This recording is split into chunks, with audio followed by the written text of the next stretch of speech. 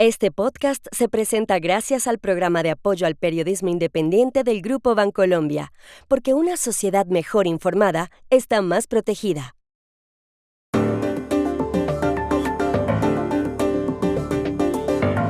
Los países de la OTAN acordaron ayer en La Haya subir sus aportes como quería Estados Unidos.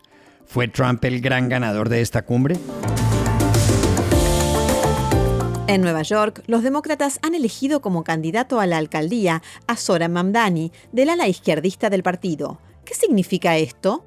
En Argentina ha surgido una gran polémica por la herencia de la escritora Beatriz Sarlo. Involucra a su exmarido y al portero. ¿De qué se trata?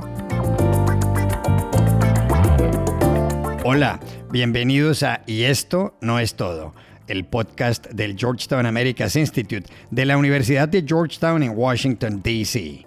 Soy Juan Carlos Iragorri, desde Madrid. Soy Paz Rodríguez Niel, desde Buenos Aires. Soy Jorge Espinosa y estoy en Miami. Es jueves 26 de junio y esto es todo lo que usted debería saber hoy.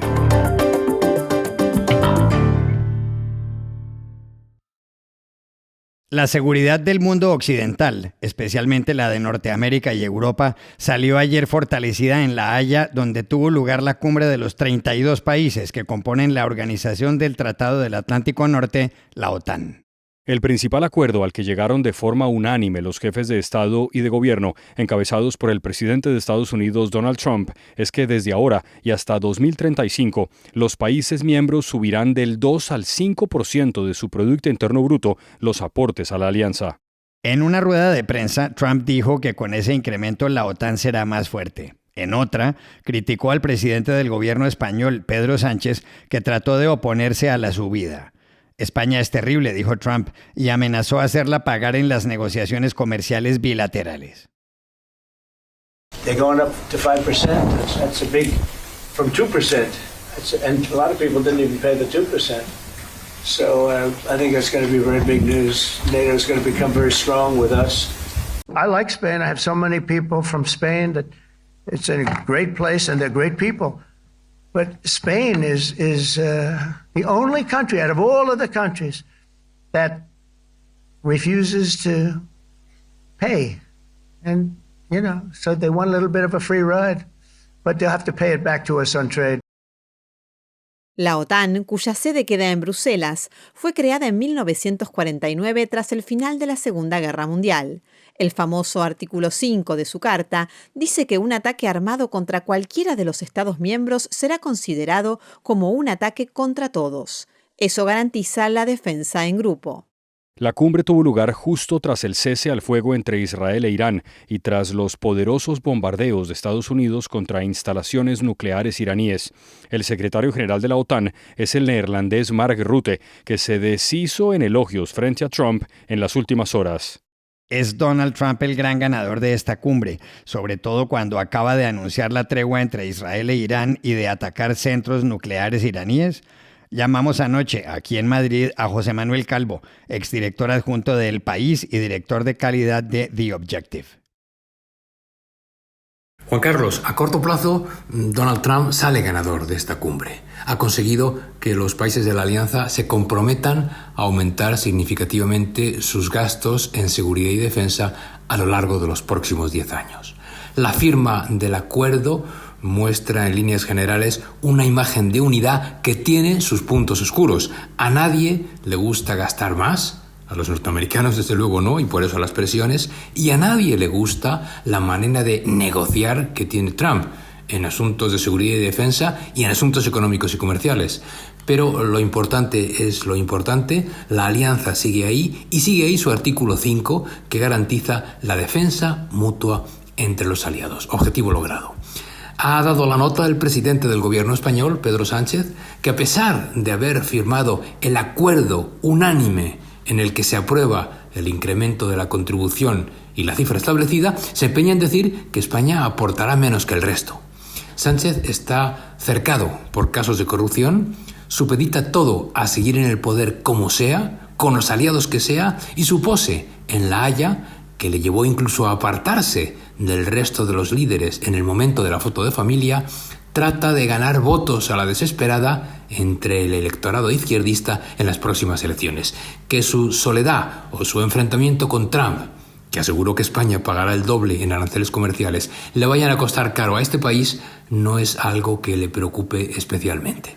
Dos cosas más, y las dos no son malas para Trump. Se ha hablado poco de los 12 días de guerra entre Israel e Irán, y se ha hablado poco, también es un tanto para el estadounidense, de Ucrania. Su presidente, Volodymyr Zelensky, apenas ha tenido protagonismo en esta ocasión, aunque la OTAN asegura mantener su compromiso con la defensa de Ucrania, y el secretario general, Mark Rutte, ha dicho que el camino para que Ucrania sea miembro de la alianza es irreversible.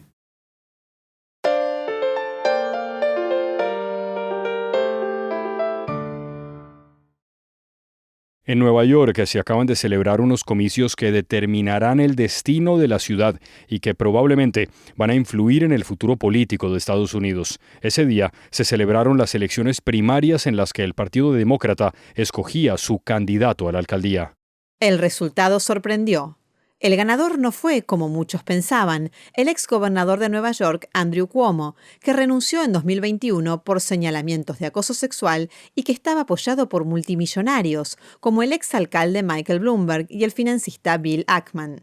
El ganador fue Zohran Mamdani, un congresista estatal de Nueva York de 33 años de edad y del ala más izquierdista de su partido. Esa noche Mamdani habló y dijo que, como decía Nelson Mandela, las cosas parecen imposibles hasta que se alcanzan. Y agregó, lo hemos conseguido. Tonight, we made history. In the words of Nelson Mandela, it always seems impossible until it is done.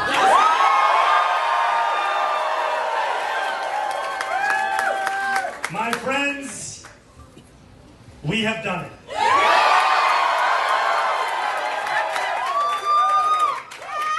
I will be your Democratic nominee for the mayor of New York.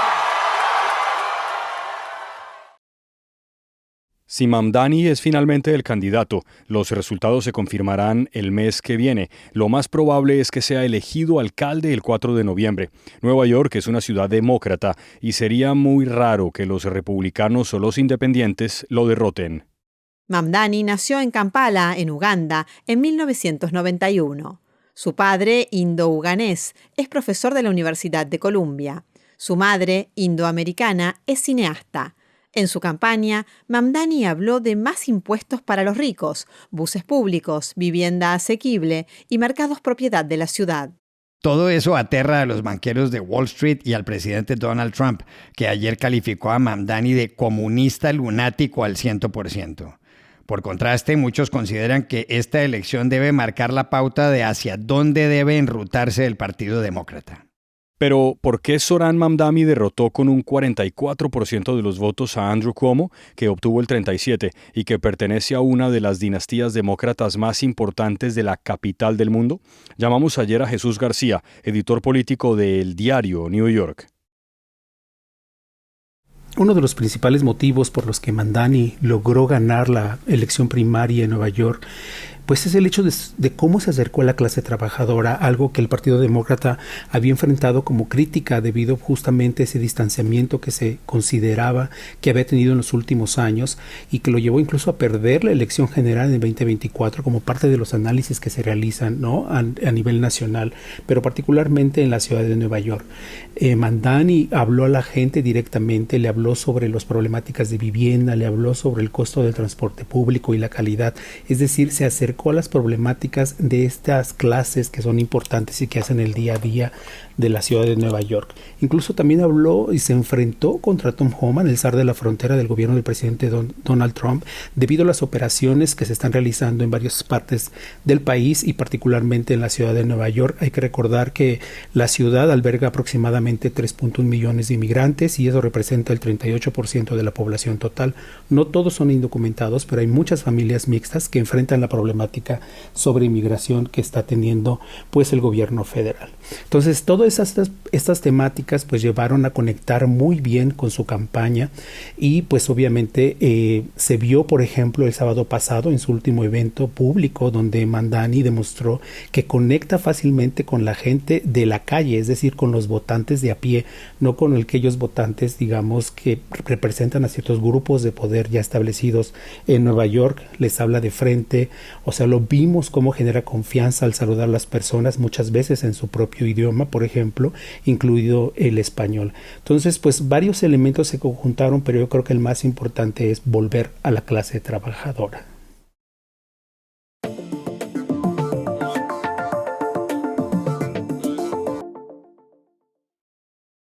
Este podcast se presenta por cortesía de Movistar Empresas, el aliado que está transformando y potenciando negocios en toda Hispanoamérica con soluciones digitales en cloud, IoT, seguridad, conectividad, Big Data y advertising. Movistar Empresas, siempre el camino seguro.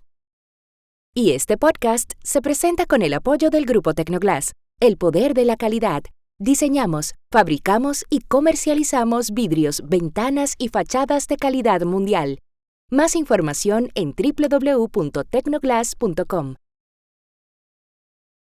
Que a Milei no le interesa armar un partido político, ni nacional, ni provincial, ni municipal, ni por nada. No le interesa. Lo que le interesa es tener un discurso que pueda movilizar en el momento del voto a una cantidad grande de votantes. No es alguien que esté comprometido como podría haber sido un radical en su época o incluso un justicialista en su época. No es alguien que esté comprometido con eso. Esta era la voz de Beatriz Sarlo, escritora y periodista argentina, antes de que Javier Milei ganara las elecciones de 2023. En algún momento de su vida, ella militó en el peronismo y también en el Partido Comunista. Sarlo murió hace 6 meses en Buenos Aires, donde había nacido. Ahora Beatriz Sarlo ha vuelto a saltar a los titulares de prensa en Argentina.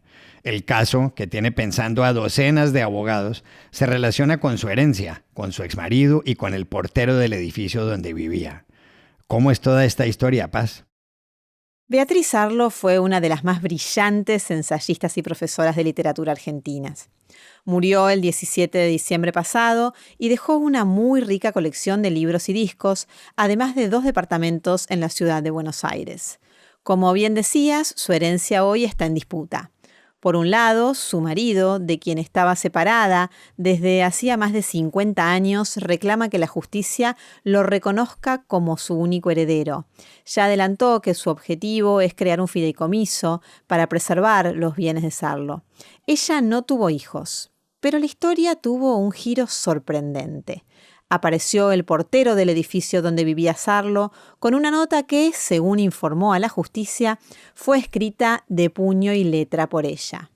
Dice así: Alberto Mesa, ese es el nombre del portero, quedás a cargo de mi departamento después de mi muerte, y también quedás a cargo de mi gata Nini, que te aprecia tanto como te aprecio y te valoro yo. Beatriz Sarlo, 2 de agosto de 2024. Hoy se debate en los tribunales qué validez tiene ese documento y los abogados expertos en derecho civil lo consideran todo un caso de estudio. En cuanto al encargado, el portero del edificio, ¿quedás a cargo? ¿Quiere decir que le está legando la propiedad? En cuanto al marido, ¿le corresponde heredar? El juez de la causa sostuvo que no, porque estaban separados desde hacía décadas, pero él apeló y ahora intervendrá la Cámara de Apelaciones. Por último, entra en juego otro actor, el gobierno de la ciudad de Buenos Aires. Es que si finalmente los bienes no son para el marido ni para el portero, la herencia quedará vacante y todo pasará a manos del Estado.